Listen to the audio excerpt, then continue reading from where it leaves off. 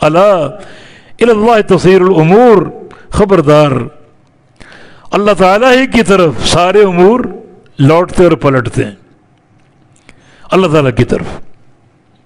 ان ہر امر کی، ہر معاملے کی تدبیر اللہ کے ہاتھ میں، اس کی تنفیذ اللہ کرتا ہے، اللہ امور کو بناتا ہے، فیصلے فرماتا ہے، تدبیریں فرماتا ہے، امور کو نافذ کرتا ہے، ہر شے کا معاملہ اللہ کی طرف لوٹتا ہے۔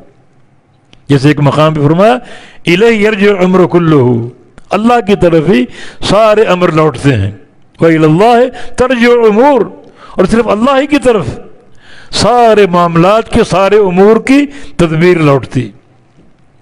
بظاہر انسان کام کرتے ہیں، حقیقت تدبیر اللہ تعالیٰ کی، اصل تدبیر اللہ تعالیٰ کی۔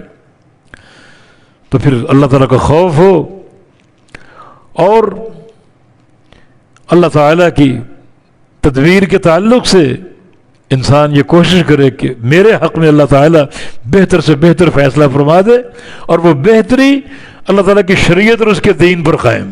جس قدر دین سے تعلق ہوگا اسی قدر رب تعالیٰ کی رضا حاصل ہوگی، اچھے فیصلے ہوں گے، اور اگر دین سے دوری ہوگی تو پھر وہ انسان بربادی اور ہلاکت کے گڑھے میں خود اپنے آپ کو ڈال رہا ہے۔